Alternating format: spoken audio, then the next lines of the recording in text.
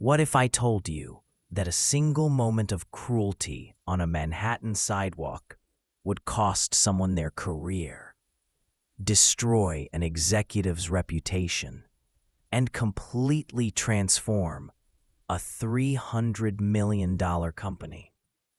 This isn't fiction. This is the story of Rachel Wilson, a woman who looked ordinary but held extraordinary power. A woman in jeans and a white t-shirt drops her pen on a busy New York street. She bends down to pick it up while a group of executives in expensive suits laugh at her expense. "Did you get lost on your way to the coffee shop?" they sneer. "This is a professional district, sweetie.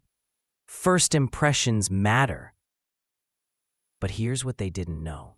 That simple woman was about to become their new boss. Rachel Wilson had built her fortune from nothing. At 42, she owned one of the fastest growing tech companies on the East Coast. Worth millions, she could afford any luxury, yet she chose authenticity over appearance. While others flaunted designer clothes, Rachel preferred her worn jeans and practical ponytail. The morning of our story, Rachel was preparing for the biggest acquisition of her career, purchasing Wakefield Dynamics, Manhattan's oldest marketing firm, for $300 million. But instead of arriving in a chauffeur-driven Bentley, she chose the subway. Instead of announcing herself as the new owner, she decided to observe the company culture incognito. "How can I transform a company if I don't know what needs changing?" she told her assistant Marcus. This stealth approach would reveal more than she bargained for. Outside Wakefield Dynamics, Rachel encountered Christine Hartwell, the company's director of client relations. Christine wore an expensive beige suit with gold buttons, surrounded by her inner circle of executives. When Rachel's pen rolled near Christine's designer heel, the encounter began. "Here's your pen," Christine said, nudging it with her toe as if touching it might contaminate her. The mockery escalated. "Maybe she's one of those startup people who think hoodies and jeans are appropriate business attire," one executive laughed. Another deliberately bumped Rachel's shoulder, saying, "Sorry, didn't see you there." Christine delivered the final insult. "That's what security is for, isn't it? To keep out the undesirables." Rachel remained composed, discreetly photographing the group. She texted Marcus, conducted first cultural assessment. "Very illuminating. We have work to do." That evening, Marcus revealed the truth about Christine's group. Christine had 3 discrimination complaints, quietly settled and swept under the rug. The others were all part of Wakefield's exclusive inner circle, known for their elitist behavior. Rachel discovered that their HR materials promoted inclusivity and respect, yet the reality was completely different. If they treat a stranger that way, Rachel realized, how do they treat employees who don't fit their mold? She obtained security footage of the encounter and prepared for tomorrow's ownership announcement. "I want to see their faces when they realize who they were mocking on the street," she told Marcus.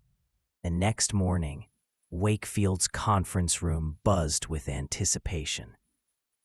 Christine sat confidently in her beige suit, whispering about the new tech company owner.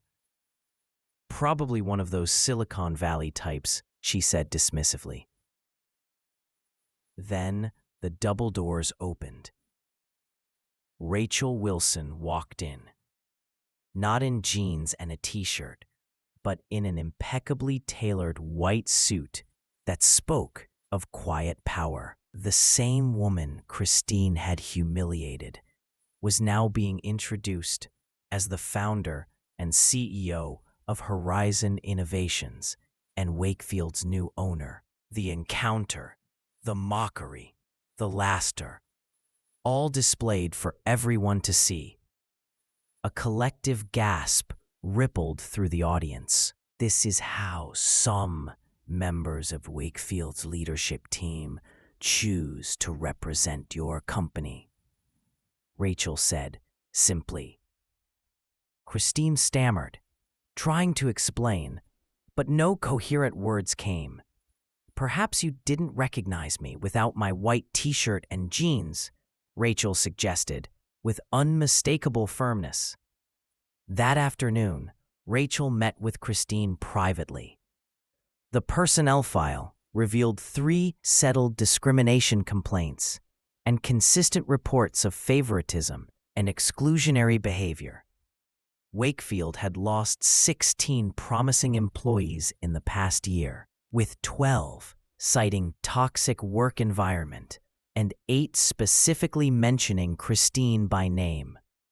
I'm letting you go because leaders set the tone for organizational culture, Rachel explained. The tone you've set is one of exclusion, elitism, and casual cruelty. The final blow came when Rachel revealed that clients, including the prestigious Allian Group, had seen the sidewalk footage on social media and expressed concerns about associating their brands with such corporate culture. Christine's carefully constructed world collapsed in a single conversation.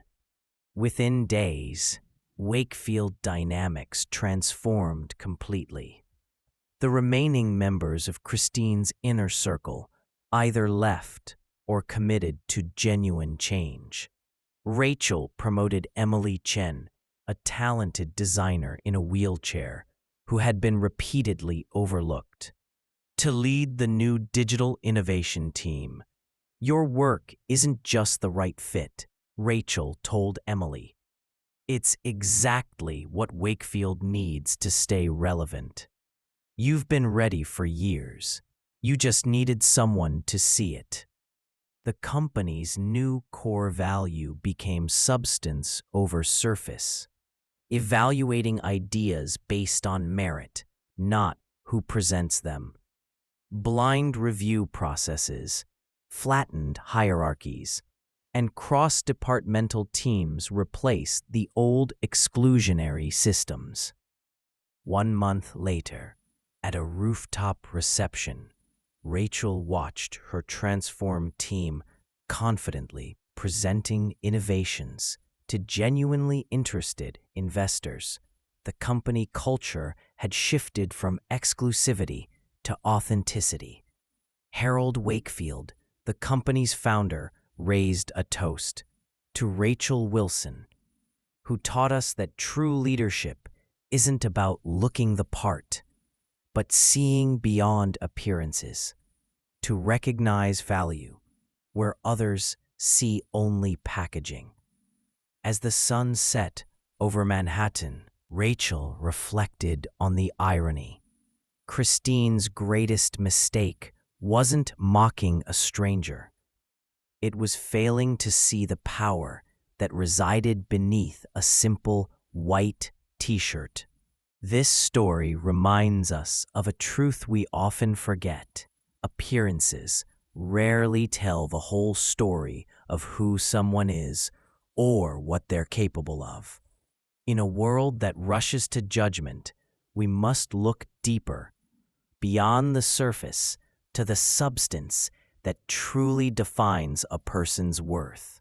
But Rachel Wilson's story teaches us something more powerful, that true leadership comes from recognizing potential where others see only packaging. Sometimes, the wrong person to pick on is exactly the right person to lead the way forward. What moments in your life have taught you not to judge by appearances? Share your thoughts in the comments below. And remember, substance always outlasts surface.